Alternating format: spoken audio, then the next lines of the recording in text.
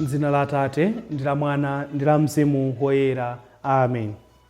Abale anga okondeka, ndikulandireni lero la Mulungu losirizira mu nyengo yathu ya chaka C. Ndipo la Mulungu lina lilonse losirizira pa chaka timakhala tikuchita chaka chachikulu kwambiri, chaka cha Yesu Khristu mfumu. Yesu Khristu ndi mfumu ndithu, mfumu yolamulira dziko lonse lapansi. Chifukwa chake lero pene tikuchita chaka chimenechi, Mulungu akutipempha kuti tisinkhe za mawu wake. Mawu yamba akuchokera m'buku lachiwiri la Samuel, 2 Samuel mutu 5 ndime ya 1 kulekeza 3. Amene akutiwerengera mawu oyamba ndi Noel Chindungwa, wophunzira pa Child Jesus Minor Seminary, Nankhunda, mu Diocese ya Zomba. Mawu achiwiri kuchokera mkalata ya Paulo oyera kwa Akolose. Akolose mutu 1 ndime ya 12 kulekeza 20. Amene akutiwerengera mawu achiwiri ndi Sister Maria Banda, achipani cha SBVM, Servants of the Blessed Virgin Mary, kuchokera ku Child Jesus Minor Seminary, Nankhunda, mu Diocese ya Zomba. Mawu amthenga wabwino akuchokera mu mthenga wabwino wa Luka woyera, Luka mutu 23 ndime ya 35 kulekeza 43. Amene akutiwerengera mawu amthenga wabwino komanso kutikewira mawu ndi Reverend Father Santos Mpingu, a rector at Child Jesus Minor Seminary, Nankhunda, mu Diocese ya Zomba. Mawu oyamba. Mawu a m'buku lachiwiri la Samueli, Samuel 5 ndime ya 1 kulekeza 3. Adadzoza Davideyo kuti akhale mfumu ya Israeli onse. Pambuyo pake mafuko onse a Israeli adadzasonkhana kwa Davide ku Hebroni. Adamuwuza kuti, ifetu ndi inuyo tili magazi amodzi. Kale Saulo adakali mfumu yathu yotilamulira, inuyo amene munkatsogolera Aisraeli ku nkhondo kubwerera nawonso. Ndipo chauta adakuwuzani kuti, udzakhala m'busa wa anthu anga Aisraeli, udzakhala mfumu ya Aisraeli. Choncho atsogoleri onse a Israeli adadza kwa mfumu ku Hebroni. Tsono mfumu Davide adachita nawo chipangano pamaso pa chauta ku Hebroniko, ndipo anthuwo adadzoza Davideyo kuti akhale mfumu ya Israeli onse. Mawu a Ambuye. Tithokoze Mulungu. Mawu achiwiri. Iye adatilowetsa mu ufumu wa mwana wake wokondedwa. Mawu a nkalata ya Paulo oyera kwa Akolose, mutu 1 kuyambira ndime ya 12 kulekera 20.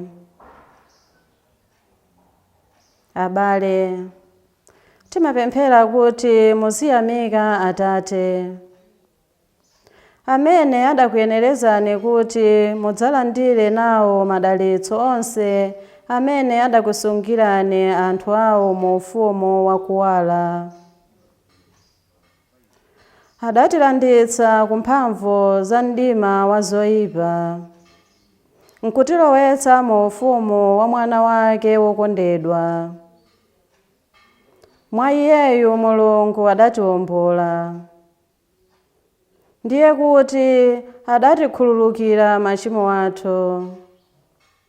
Khristuyo ndiye chithunzi chenicheni cha Mulungu wosaoneka. Iye ndiye mwana wake woyamba, wolamulira zolengedwa zonse.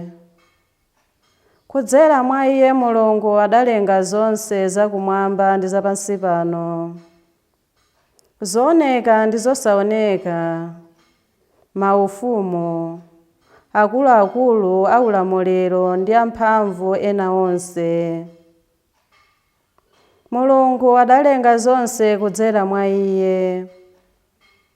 Zonse adazilengera Iyeyo. Iyeyo adalipo zinthu zonse pakadalibe. Mwa Iye zinthu zonse zimaluzana pamodzi. Iye ndiye chiyambi chake, oyambirira mwa ouka kwa akufa, kuti pa zonse Iye akhale opambana ndithu. Kudankomera Mulungu kuti umulungu wake wonse ukhale mwa Khristuyo. Mwa Iyeyo Mulungu adafuna kuyanjanitsa zinthu zonse ndi Iye mwini, zapansi pano ndi zakumwamba. Adachita zimenezi pakudzetsa mtendere kudzera mwa imfa ya mwana wake pa mtanda. Mawu a Ambuye. Tithokoze Mulungu. Ambuye akhale nanu. Mthenga woyera monga adalembera Luka woyera. Ulemu kwa inu Ambuye. Luka mutu 23 kuwerenga ndime ya 35 kulekeza ndime ya 43. Anthu ena onse adayimirira pomwepo nkumaonerera, komanso akulu a Ayuda ankamunyodola nkumanena kuti adapulumutsa ena, adzipulumutse yekha ngati ndiyedi mpulumutsi uja amene Mulungu adamusankha. Nawonso asilikali adayamba kumseka, adadza pafupi ndi Iye nampasa vinyo osasa kuti amwe. Adati, ngati ndiwedi mfumu ya Ayuda, dzipulumutse wekha. Pamwamba pa mtanda panali kalata yolembedwa mchigiriki, mchilatini ndi mchiyuda.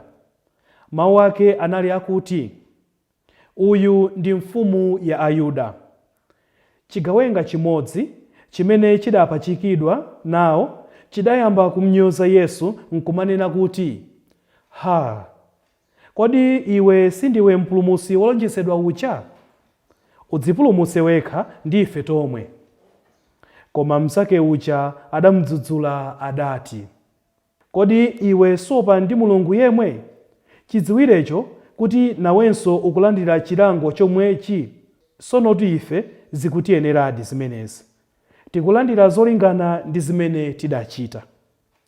Koma awa sadachite cholakwa chilichonse. Ndipo adati, inu mundikumbukire mukafika mu ufumu wanu. Yesu adamuyankha kuti, ndithu ndikunenetsa kuti lero lomwe lino ukhala nane kumalo achisangalalo kumwamba.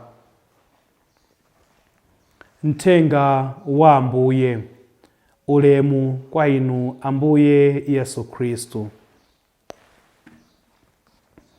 Abale anga okondeka mwa Ambuye, monga momwe tanenera kale, lero tikuchita chaka chachikulu mu mpingo wa Eklesia Katolika. Tikuchita chaka cha Yesu Khristu mfumu. Ambuye Yesu ndithu ndi mfumu.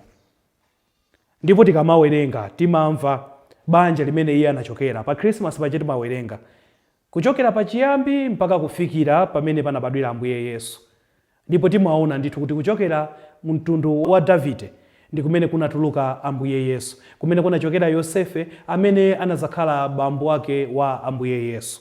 Choncho ndi umboni ndithu okwanira wakuti Ambuye Yesu Khristu ndi mfumu.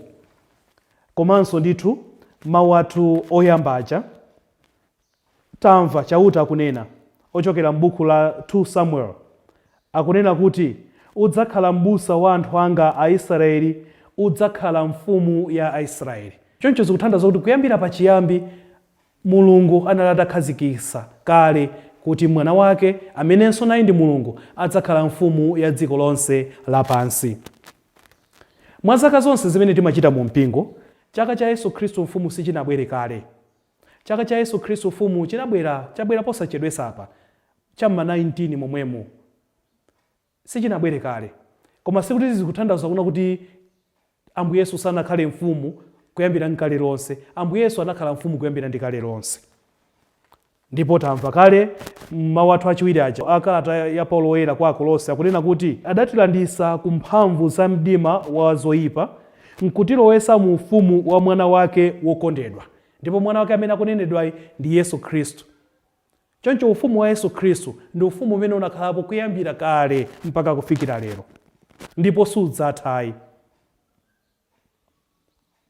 Chaka chimenechi anachikhazikisa ndi Papa Pio wa namba 11. Chinabwera pa nthawi imene nkhondo yoyamba ya pa dziko lapansi inali itangotha kumene. Ino tikukumbukira bwinobwino kuti nkhondo ya dziko lapansi yoyamba inachitika mchaka cha 1914 mpaka kulekeza 1918. Choncho kuyambira 1918 kumabwera kuno pamachitika zinthu zambirimbiri zimene zimasokoneza mtendere wa dziko lapansi. Asogoleri amene amabwera ena anali ndi mtima wongofuna kungobweretsa chisokonezo pa dziko lapansi. Choncho pa dziko lapansi mwachidule panalibe mtendere, ndipo aliyense anali kusakasaka kumene angathe kupeza mtendere. Pamene akubwera asogoleri ena, anthu amakhala ndi chiyembekezo chakuti pa dziko lapansi pabwerano mtendere, koma zimene sizimachitika. Ndiye Papa Pio wa namba 11 amafuna kuwakumbutsa anthu kuti kodi mtendere weniweni sumachokera kwa munthu ayi. Mtendere weniweni sumachokera kwa asogoleri amene mukukhala nawo. Mtendere weniweni umachokera kwa mfumu yeniyeni, ndipo mfumu yeniyeni ndi Ambuye Yesu Khristu okha basi. Nchifukwa chake chaka chimenechi chinabwera. Nchifukwa chake kuyambira nthawi imeneyo mpaka kufikira lero, kumapeto kwa chaka china chilichonse cha Mpingu timakhala tikuchita chaka cha Yesu Khristu mfumu. Ndipo kudzera mu chaka chimenechi timakumbutsidwa chinthu choyambirira kuti mfumu yeniyeni ndi Ambuye Yesu. Msogoleri weniweni wamphamvu ndi Ambuye Yesu. Monga momwe anthu zathu nthawi imeneyo itangotha nkhondo yoyamba ankamvera mu mtima mwawo kuti amasowa mtendere, ifenso mwina leronso nkumapezeka kuti tikusowa mtendere mu mtima mwathu, koma tizindikire kuti ngati pali amene angapereke mtendere ndi Ambuye Yesu Khristu yekha basi, chifukwa iye ndiye ndithu mfumu yeniyeni ya mtendere. Ndi mfumu imene imalolera kuti iyoyo ivutike koma anthu ake apeze mtendere. Nchifukwa chake tikuona mu uthenga wathu wabwino wa siku la lero, tikuona kuti Ambuye Yesu akufa pa mtanda. Mfumu yeniyeni ikufera anthu onse pa mtanda ndi cholinga chokuti ipereke mtendere kwa anthu onse, iyachotse anthu onse m'mavuto. Inu ndine tikadalira mafumu a dziko lapansi pano tizakhala okhumudwa nthawi zonse. Tiye ndiyang'aneni ngakhale mbiri ya dziko lathu lomwe la Malawi. Anthu tadalira kwambiri asogoleri amene sanatithandize kumapeto kwake. Tayika chikhulupiriro chathu mwa asogoleri amene kumapeto kwake amatidabwisa mu zochitika zawo. Anthu amene timaganiza kuti mwina ndi amene angathe kubweretsa mtendere mu dziko la Malawi ino, ndi omwewo amene amayambiriranso kubweretsa chisokonezo mu dziko la Malawi.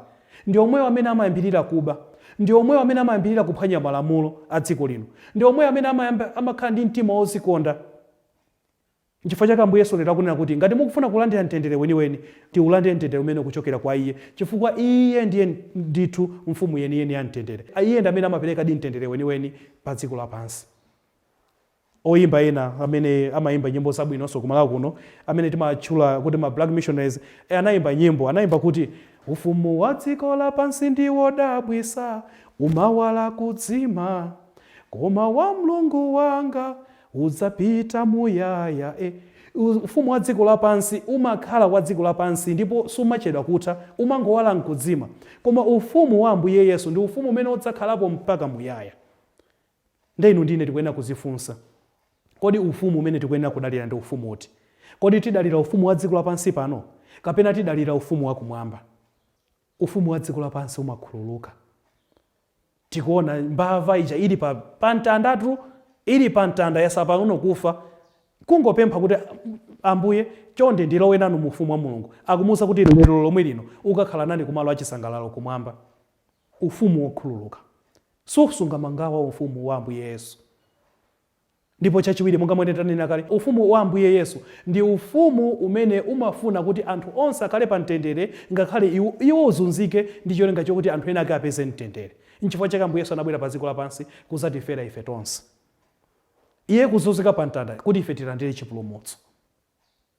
Lero pamene tikuchita chaka cha Ambuye athu Yesu Khristu mfumu yathu, tikuyenera kuzifunsa, makamaka ife amene tili ndi asogoleri, tikuyenera kuzifunsa kuti kodi ndife asogoleri otani? Kodi ndife mafumu otani? Kodi ndife mafumu ofuna kumangozikokera zinthu kwa ife tokha?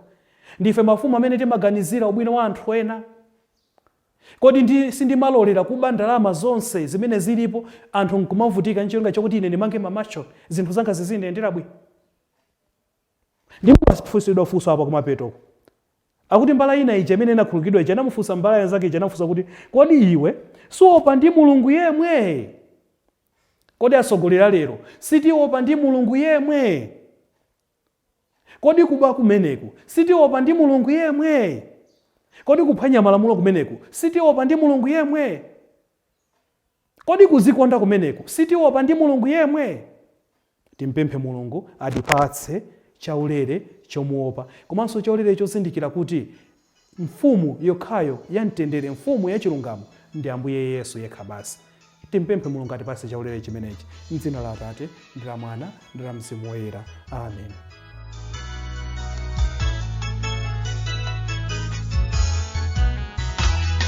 To